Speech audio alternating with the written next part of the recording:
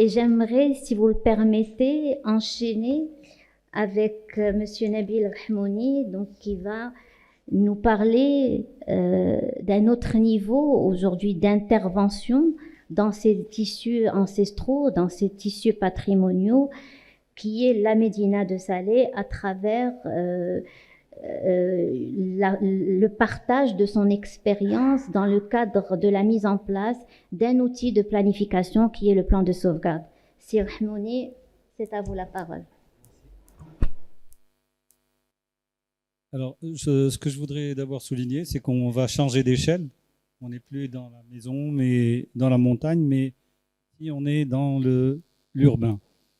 Et dans l'urbain, on va aborder donc le processus de comment procéder, partager, être amené à projeter dans une dizaine d'années au moins, puisque c'est ce qui est réglementaire et qui peuvent se poursuivre parce qu'il y a toujours des petites accroches sur le plan de sauvegarde de la Médina de Salé.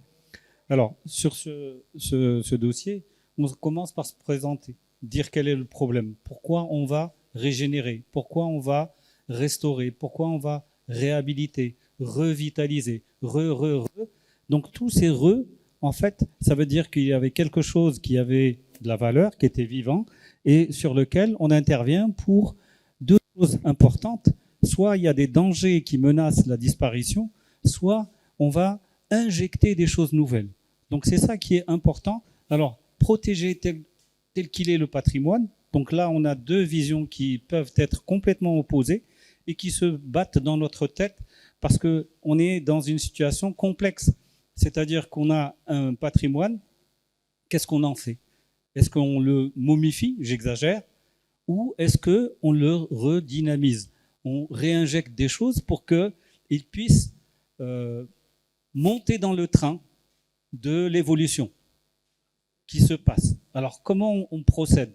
Il y a un certain nombre de choses qui sont vraiment essentielles à se poser comme question. Qu'est-ce qu'on fait? Pourquoi on va le faire? Et quel est l'objectif qu'on veut atteindre? Et ça, c'est quelque chose d'extrêmement essentiel avant d'aborder le travail sur quelque chose. Pourquoi? Parce que tout évolue. Donc moi, je pars du principe que tout est dynamique, que notre patrimoine, il n'est pas figé. Nous ne sommes pas figés. Nos habitudes aujourd'hui ne sont pas celles d'hier, elles ne sont pas celles de demain. Et nos besoins aujourd'hui ne sont pas ceux d'hier et de demain. Et comment on se positionne si on veut projeter pour qu'une cité, une partie de la cité, devienne quelque chose qui soit presque autonome et qui garde en tête la mémoire, mais en même temps évolue. Parce que si elle n'évolue pas, elle est appelée à disparaître. Et donc c'est ça qui est important avant de pouvoir aborder la chose. Alors, on a rappel des objectifs de l'étude qui ont été consignés, préservés, qualifiés, en proposant des actions de gestion de l'urbain, le patrimoine bâti paysage, sensibiliser, entretenir, faire connaître, comprendre le patrimoine, différencier ce patrimoine différent par rapport aux autres cités. Il est totalement différent. Il y a beaucoup de choses qui sont très différentes. Alors, maîtriser, accompagner en développant pour le moment une nouvelle approche de l'urbain. Et qu'est-ce qu'on va en faire et comment on va le faire? Là, sur Salé, par exemple, on a un gros problème qui est le problème de l'image de la cité. L'image de la cité de Salé, tous les gens qui ont été à Rabat n'ont jamais mis les pieds à Salé, dans la Médina, parce que pour eux, il n'y a rien à voir et c'est un coupe-gorge. Et donc, comment arriver à changer? Et l'idée qui s'est incrustée dans la tête des gens, c'est celle-là. Alors, bien sûr, on va travailler là-dessus, mais on va voir quel est le territoire sur lequel on va intervenir. Alors, c'est déjà complexe au niveau administratif. On a un découpage totalement bizarre avec l'agence du Bourg-et-Grec qui s'est imposée, et on a la Médina qui fait à peu près 100 hectares et qui est découpée pour faire partie. Cette partie-là fait partie du territoire de l'agence d'aménagement et de la vallée du Bourg-et-Grec. Et ce territoire aussi. Donc on est quand même un peu déjà, on est un peu amputé. Et donc, la zone d'étude, en fait, elle va dépasser, elle va sortir de l'ensemble. Et bon, pour quelques idées, un petit peu, pour vous placer un peu ce que ça veut dire que Salé représente 100 hectares, Marrakech, c'est 600 hectares, c'est la plus grande médina du Maroc, Fès, c'est 300 hectares, Rabat, c'est 45 hectares. Et donc, vous voyez un petit peu comment elle se place. C'est une médina moyenne. Et donc, elle a des spécificités. Dans l'autre sens. Voilà. Alors, on va regarder comment s'est créée la médina de Salé. On a, bien sûr, une étude historique de comment elle a démarré, qu'est-ce qui a fait qu'elle est comme ça, etc., etc. Et donc, ce que je peux vous dire, cette partie, c'est la plus ancienne, c'est la plus foncée. On a développé au fur et à mesure les choses et on arrive à des séquences, comment la médina de Salé s'est développée. Alors, j'ai mis beaucoup de temps à comprendre une chose, c'est que la médina de Salé a une spécificité particulière, c'est qu'elle est en dehors de ces quartiers qui sont chacun avec un nom, etc. La suivante. Ici, on a le Masjid al-Adam. On a ici le centre culturel. Et on a une coupure complète entre le centre culturel et résidentiel et l'activité économique. C'est assez exceptionnel. Ça ne se trouve pas beaucoup dans le monde méditerranéen. On est dans un cas très, très particulier. On a deux axes. On a ici le fleuve. Ici, on a l'océan. Et on a un axe ici qui vient de l'est et un autre axe qui vient de l'est et là du nord. Et donc, ces deux axes principaux se retrouvent ici et c'est le centre d'activité économique. Et c'est complètement coupé par rapport au centre culturel, ce qui n'est absolument pas une tradition dans le pays. J'ai mis beaucoup de temps à comprendre. Pourquoi ? Parce que ici se trouvait la première kasbah de Salé, le premier qsar des Banu Ashara qui se sont installés ici. Et donc, c'est devenu le centre culturel et par la suite, le centre économique s'est développé ici, autour de la première mosquée, l'El-Shehba, qui a été instaurée par les Almoravides. Donc, on peut comprendre que là, on a les axes principaux qui se sont développés par la suite. Ici, Bab Bouhaja, avec donc cet axe secondaire qui s'est développé à partir du 19e, 20e siècle. Alors, les enquêtes qui ont été faites sur le foncier, par exemple, c'est juste une idée. Sur Salé, on a 20% qui sont titrés. C'est déjà pas mal par rapport aux autres cités, mais il reste énormément à faire. Et donc, c'est un des blocages du développement des cités quand les terrains ne sont pas titrés. Alors, une idée de l'évolution de la population, puisqu'on va travailler avec une population. Et sur cette population, il faut au moins connaître les chiffres. Et au niveau démographique, on a 1914, on a un effectif qui est de 44 000. Et puis on redescend. Et la projection, en fait, on perd de la population. Ce qu'il faut comprendre, c'est qu'en 1912, la population de Salé avoisinait les 15 000 habitants. Et ils étaient tous à l'intérieur de l'enceinte. En 85, on était à 52 000 habitants. De 15 000 habitants au départ du XXe siècle, nous sommes arrivés à 52 000 habitants.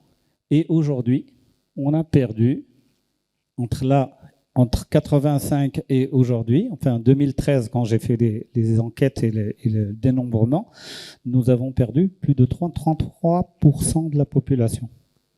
33% de la population a été perdue. La taille des ménages est passée de 4,6 à 3,5. Et le nombre des ménages aussi. Et le pourcentage du territoire, c'est-à-dire qu'est-ce que la Médina représente dans l'agglomération de Salé, je ne parle pas de Rabat-Salé, uniquement de Salé, eh bien, elle représentait 100% au début du siècle. En 2013, elle représente 3%. Donc, quel est l'intérêt de travailler sur les 3% par rapport à l'ensemble du territoire? Donc, on peut parler d'un certain nombre de choses. La suivante. Ici, on a les activités. Vous voyez que les activités malgré toute la modernisation de Salé, elle reste concentrée sur ce noyau, qui est le noyau du réseau Souquier, qui reste extrêmement actif, tout en se modifiant tout le temps. Donc c'est ça qu'il faut comprendre. On est dans une dynamique continue, on ne s'arrête pas. Je peux vous raconter l'histoire de Al-Qissariya de Salé. Tout le monde maintenant dans la région connaît Al-Qissariya qui s'est imposé, mais il faut savoir Al-Qissariya il y avait au début une dizaine de bijoutiers. Tout le reste était d'autres commerces, Jlaleb, Toubdil, le Farash, etc., etc. Et en fait, cette Qissariya s'est développée, elle a bouffé toutes les autres activités. Elle est aujourd'hui la principale activité de la Médina de Salé, la plus riche, la plus dynamique. C'est-à-dire qu'on a une modification de commerce qui étaient 10 et qui aujourd'hui sont plus de 90. D'autres commerces ont disparu. C'est cette dynamique qu'il faut absolument prendre en compte dans l'approche qu'on peut avoir, dans la projection par la suite, parce qu'on a l'impression qu'il faut arrêter et ne plus changer et figer. Mais on ne fige pas quelque chose qui est vivant. Alors, pour les activités, on avait par exemple les services. Ici, vous voyez, 506 en 71, on est à 524. Ça va, on se maintient. Mais regardez les commerces. On est à 1095, on est à 2486. Donc la Médina n'est pas quelque chose qui est stable. Et par contre, on voit que l'artisanat a été presque divisé par deux. Donc on est dans des situations particulières. Comment on peut intervenir là-dessus et quelles possibilités nous avons? Aujourd'hui, on peut regarder la même chose, c'est-à-dire qu'on est à 2500 en 2014. Et là, on est à 3000. Vous voyez la différence totale. On est à 2200 et 3300. Donc une activité se développe plus que l'habitat. Alors, vous pouvez voir la reconnaissance du bâti. On a enquêté, donc on a monté un SIG, un système d'information géographiée, et on a passé au crible toutes les activités, toutes les hauteurs de bâtiments, etc., etc. Et on voit la reconnaissance du cadre bâti. Qu'est-ce qu'on a? On a du traditionnel, du rénové, du néo-traditionnel, de l'immeuble et du sommaire. Donc, quelle est l'idée qu'on a au départ avant de commencer l'enquête? On a l'impression que la Médina est sur le point de s'effondrer, mais quand on regarde pour de vrai les choses et qu'on enquête les choses une par une, on s'aperçoit que c'est pas du tout ça. On est dans une vision qui est une vision un peu erronée. La même chose pour le nombre de ménages, de construction, de densité, des approches sectorielles, tout a été fait. Quand on parle de ça, on commence à se poser des questions. Et on va regarder même le logement. Combien de pièces par logement? Combien de personnes par logement?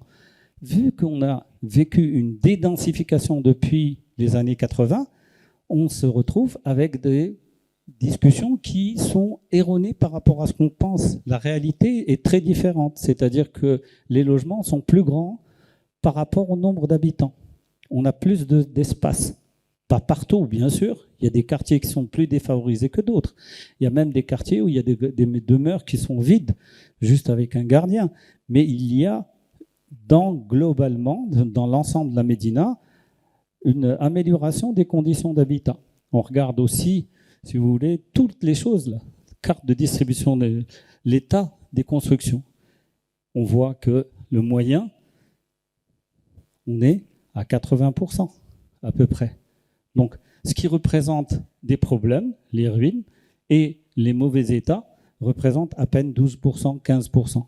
Donc, c'est quelque chose qui nous remet un peu les choses et les données à l'échelle. Alors, les types d'habitat, grossièrement, on n'est pas dans le parfait, mais grossièrement, on a quelque chose qui est une architecture traditionnelle et qui date d'avant le protectorat, la plupart du temps. Et là, on se retrouve avec des maisons en introversion, c'est-à-dire autour d'un patio. Puis, on commence à avoir, vous voyez, les petites voies un peu plus grandes qui sont là, et qui sont aussi par là, et qui sont en fait du néo-traditionnel, c'est-à-dire c'est comme du traditionnel, mais avec des voies d'accès assez importantes, et on commence à s'ouvrir sur l'extérieur à partir de l'étage. Et là, on est dans le néo-traditionnel. Et puis on a des parties qui sont complètement modernes, c'est-à-dire c'est des immeubles avec des appartements et qui existent ici, sur cette zone-là, avec une extraversion. On est dans l'extraversion. Juste pour... Et ce qu'on appelle l'architecture ici d'inspiration andalouse, en fait, c'est une grande partie, c'est le mlah, ici. Et le mlah est en fait assez particulier parce qu'on y a de tout. On a des maisons en introversion, mais on a aussi des maisons en extraversion. On a des maisons en néo-traditionnel. À l'intérieur de ce mlah, qui est véritablement très divers. Bien sûr, on retrouve des maisons qui ressemblent exactement à des maisons andalouses, avec des ouvertures, des traitements d'ouverture qui donnent sur l'extérieur. On trouve une maison avec un balcon, des immeubles avec des balcons qui donnent sur l'extérieur, ce qui ne se trouve absolument pas dans le reste de la Médina. Alors, les monuments et sites, il faut qu'on les connaisse, il faut qu'on retrouve quel est le caractère particulier de la Médina de Salé. Et là, il est important pour nous de d'abord situer tout ce qui a été classé, mais en même temps de proposer les choses qui, pour nous, représentent un intérêt particulier de connaissance de la Médina à travers ces monuments. Et un des plus beaux monuments de Salé, qui est unique, c'est Bab Mressa. Bab Mressa, pourquoi on l'appelle Bab Mressa? Le Mressa, c'est le diminutif de Marsa, et ça veut dire qu'il y avait un port, et Salé était le principal port du Maroc jusqu'au XVIIe, XVIIIe siècle. Et ici, on avait un décalement, en fait, le fleuve a changé de cours, et il était juste à côté, il y avait un chenal, et ici, il y avait un port avec un arsenal, et en même temps un darsena. La porte de l'arsenal se trouve ici, avec la porte, ce qu'on appelle la porte du Radoub, c'est-à-dire là où on essayait les bateaux avant de les envoyer en mer. Et donc, cette zone-là est exceptionnelle. Il n'existe pas dans le monde, à ma connaissance, de porte, de port ou de port à l'intérieur des remparts d'une cité. On a des portes, mais jamais à l'intérieur même de la cité. Donc ça, c'est exceptionnel. On a un certain nombre de monuments qu'on propose au classement, et on a... Donc là, vous avez d'autres particularités. La grande mosquée de Salé est une des plus grandes du Maroc. Elle fait plus de 5000 mètres carrés de terrain. Elle est particulière aussi parce qu'elle a 1, 2, 3, 4 sahn. Et elle a un minaret obélisque, c'est-à-dire qu'il n'est pas rattaché au bâtiment. Donc il y a un certain nombre de particularités que nous avons tenu à préserver, à remettre en exergue pour donner cette image de Salé et lui, disons, retenir ce qui la différencie des autres Médina. Alors cette architecture que vous ne retrouverez pas à Marrakech, c'est l'utilisation de la pierre de Salé qui permet de faire des colonnes aussi fines et qui permet donc d'avoir cette longitudinalité des colonnes et qui donne cette grâce pour moi de ces patios qui ne sont absolument pas possibles ailleurs en n'utilisant pas cette pierre qui est assez exceptionnelle, qui est tendre et en même temps très dure, qui est tendre parce qu'elle est sculptée. On voit les arcs ici en lambrequin avec des super arcs très très fins et qui, eux, portent l'ensemble de la maison avec des murs très étroits, ce qui n'est pas possible sur Marrakech, sur Fès, parce qu'on n'a pas cette pierre. On utilise plus de la brique ou de la pierre beaucoup plus grosse.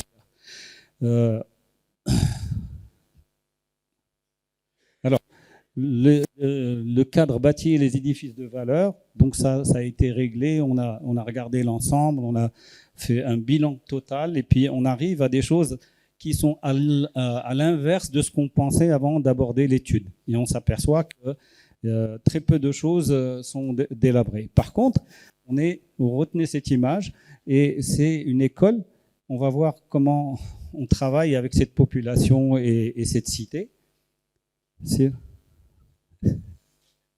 Alors bon, la localisation des édifices, bien sûr, l'occupation du sol, tout ça a été fait. On regarde les équipements collectifs. On a ici une école qui a été construite par le protectorat, donc cette architecture qu'on appelle arabisance. C'est-à-dire qu'ici aussi, on travaille sur quelque chose qui est à l'inverse des tendances qu'on pense en général. C'est-à-dire que le protectorat n'a intervenu qu'en extérieur des murailles. C'est complètement faux.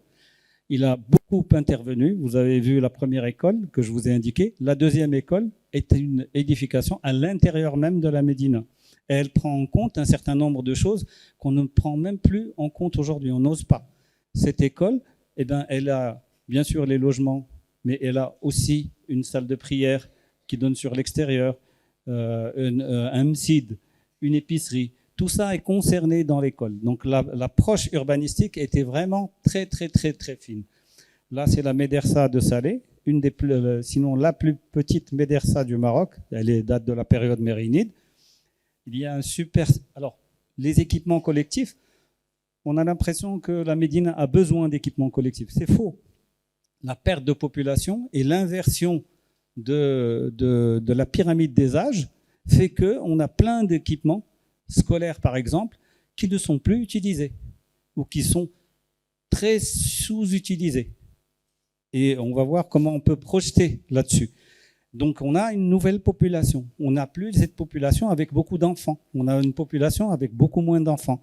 Et on a de nouveaux besoins qui se présentent. Ces personnes âgées, elles sont là. Qu'est-ce qu'on en fait? Elles sont beaucoup plus présentes qu'auparavant. On a aussi d'autres besoins qui vont s'exprimer par la population qui aujourd'hui est là et celle aussi qu'on va essayer d'inviter pour repeupler la Médina. Alors, la voirie et les réseaux divers, donc on a travaillé là-dessus aussi. Comment on travaille? On est très différent aujourd'hui de ce qu'on disait dans les années 70. On n'est plus dans les pénétrantes qui vont débloquer, etc., les médinas. Et on est dans le piéton qui va, disons, s'imposer à l'intérieur des médinas. Et on a des évolutions très, très importantes. Par contre, tout l'équipement VRD va être remis à neuf. Et là, il a été remis à neuf et c'est ce qu'on préconisait. Alors, on a aussi enquêté auprès des gens, on a fait des enquêtes auprès de la population pour leur dire qu'est-ce que aujourd'hui la Houma présente pour vous. Et ils disent que pour nous, aujourd'hui encore, comme ce que confirmait notre ami Daniel hier, eh ben, le voisinage, la convivialité, d'autant n'est plus, mais elle est toujours là, même si ce n'est plus la même chose. Par contre, on pensait que les mosquées ne seraient plus fréquentées, etc. Pas du tout. Elles le sont toujours. Et on a des besoins qui sont présents. Une autre façon de vivre la Médina, la maison introvertie. Comment on la vit? Eh bien, la maison, le patio, les tendances vers les familles mononucléaires. On est des logements moins densément occupés et des usages contemporains. Le patio, la cuisine, les chambres d'enfants. On n'est plus dans la chambre où tout le monde dort. On est quand même dans des espaces où les enfants demandent leur chambre et l'introduction, bien sûr, de tout le confort aujourd'hui qu'on peut estimer moderne. Donc, des choses sont modifiées dans la Médina, dans les maisons traditionnelles, etc. On n'est plus dans le même contexte. Alors, les atouts d'une renaissance, on a un tissu urbain particulier, quand même intéressant, des équipements socio-économiques existants, on a les hammams, les fours, on a les dispensaires, les écoles, etc. Les infrastructures ont été refaites, le bâti cultuel existe, le bâti résidentiel aussi, les constructions défensives et les ouvrages militaires existent encore, et les figures emblématiques de Salé sont encore là. Alors qu'est-ce qu'on en fait? Et là, on peut travailler, définir les orientations. Alors on a des orientations. Ça, c'est le projet tel qu'il a été dessiné avant exécution. Et ça, c'est avant tel que l'existant qu'il y avait. Donc, on était dans des commerces complètement fermés, avec des toitures en tôle de zinc, etc. Et voilà ce qu'on a proposé comme intervention. Donc, les atouts d'une renaissance, la démographie de la Médina les activités économiques de la population, la perception des aspirations des habitants, le cadre bâti des édifices de valeur, les équipements collectifs, comment les mettre à jour, et l'environnement, l'accessibilité. Donc le traitement des ordures ménagères, mais aussi l'accessibilité pour tout le monde. Donc les orientations stratégiques, sauvegarder, valoriser un patrimoine monumental et prestigieux, redorer l'image de la cité, requalifier le tissu résidentiel, rehausser le niveau des équipements urbains, revitaliser l'économie locale. Alors, tout ça, c'est très bien compliqué. Alors, déclinaison en orientation, éradiquer l'habitat insalubre, bien sûr, etc. Vous avez tout, préserver le cadre urbanistique, conserver la Médina, sa structure, réhabiliter et mettre en valeur, dégager les remparts, parce que les gens ont quand même construit en s'adossant aux remparts, même si c'était interdit, préserver l'aspect architectural, organiser et optimiser la circulation, restructurer les corporations existantes. Et là, la difficulté est là. C'est-à-dire qu'on parle maintenant de la Médina. Quand on veut intéresser et développer l'économie de la Médina, eh bien, il y a des choses qui polluent la Médina et qui ne sont pas pour rester à l'intérieur de la Médina. Dans la Médina, il y avait tout. Il y avait les tanneries, bien sûr, mais il y avait aussi les poteries.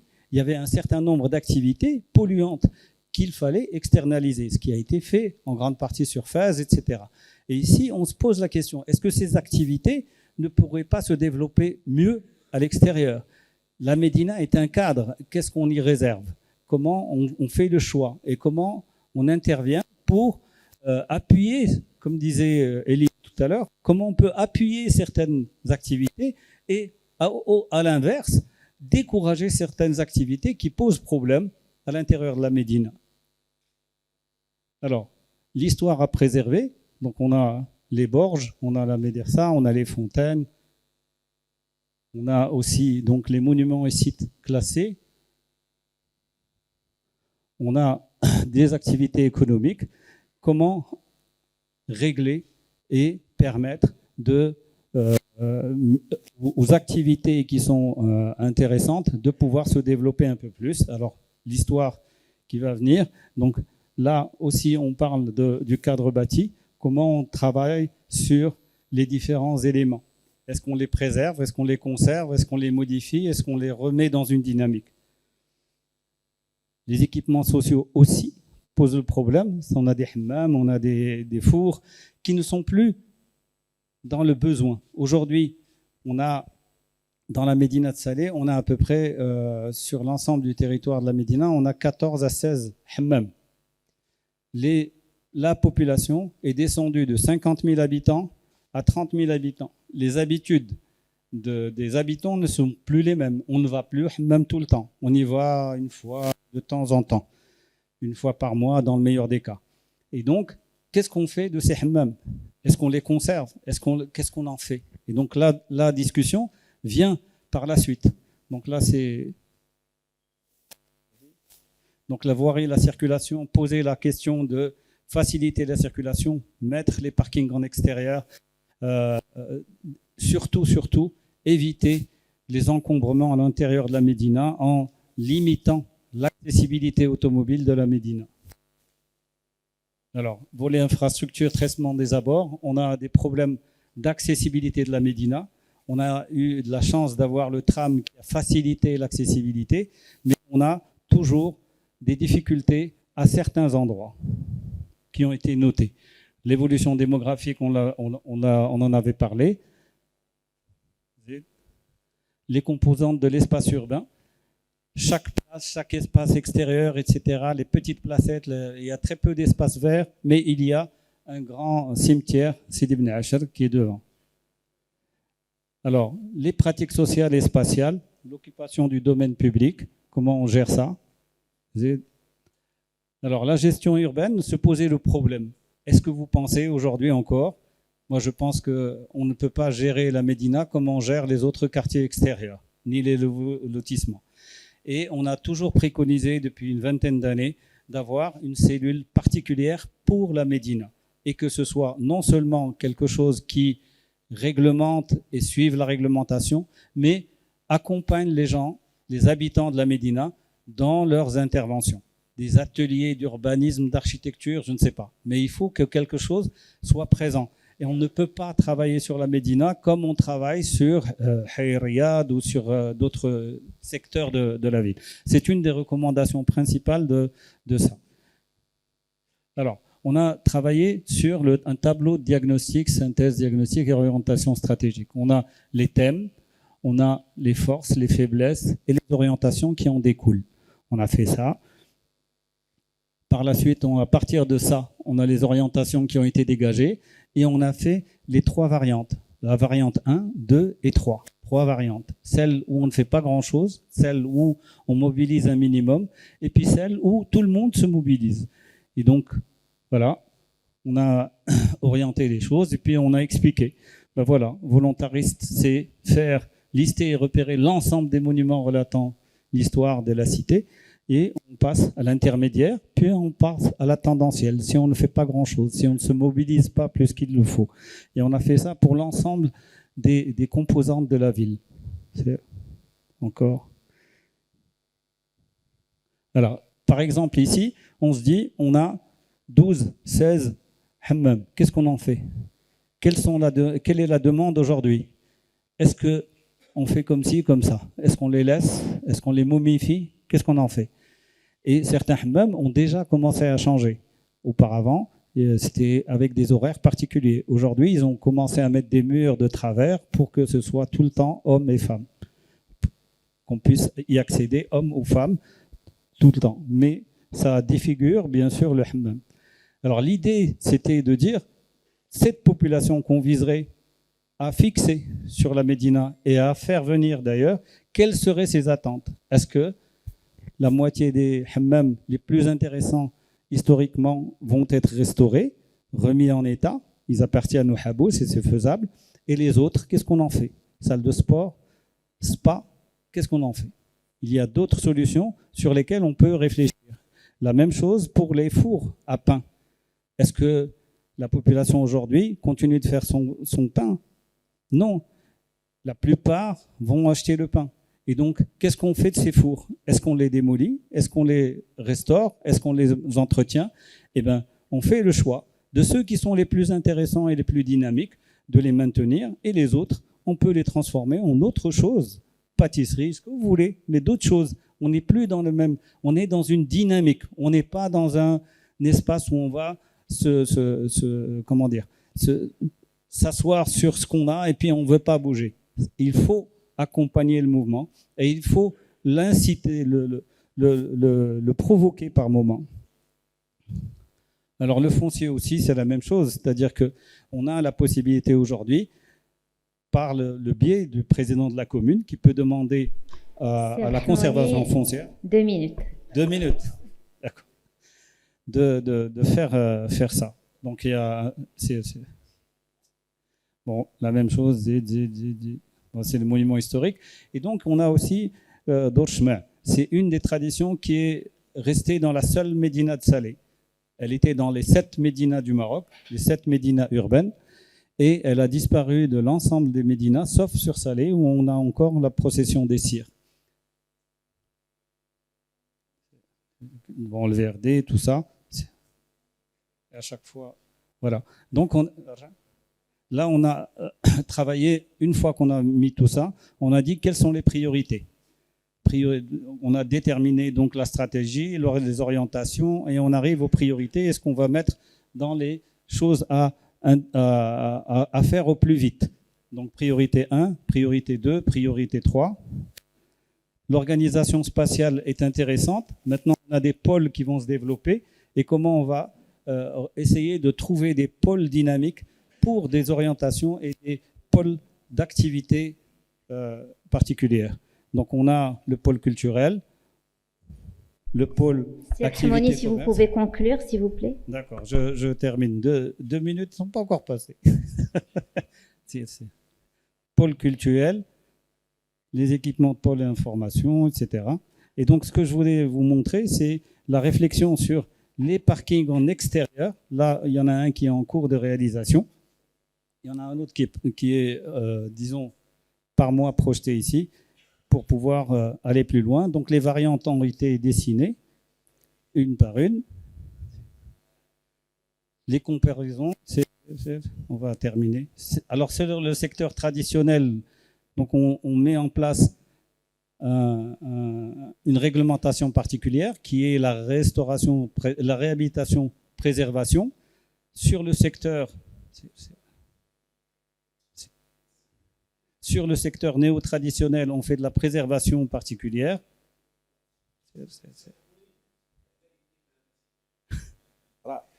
Ça oui.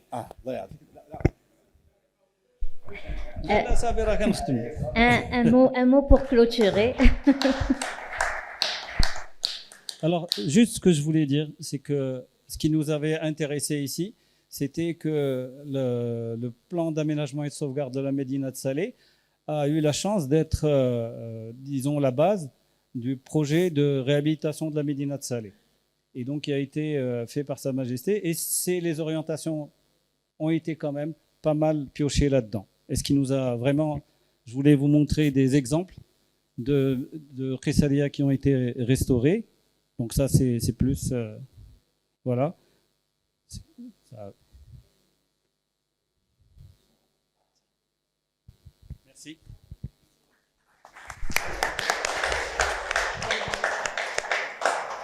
Merci beaucoup, Sir Rahmouni. Vous nous avez fait part d'abord d'un grand travail sur terrain, un travail de diagnostic, d'analyse, et qui a été par la suite porté par un outil réglementaire qui est le plan de sauvegarde. Mais on est sur un cas édifiant parce qu'on est passé d'un document de planification réglementaire qui a été l'assise, qui a été une assise de l'intervention qui a été faite au niveau de la Médina. Ce document, qui est le plan de sauvegarde, a permis de mettre en place des orientations stratégiques que j'appellerais, moi, multi-échelles, multi-interventions, qui ont permis aujourd'hui de participer à d'abord reconstruire l'histoire de cette Médina, mais aussi à changer et à améliorer son image. Et vous avez fait une dernière recommandation et proposition pertinente, qui est celle de mettre en place une gouvernance spécifique au sein des Médinas. Je vous remercie.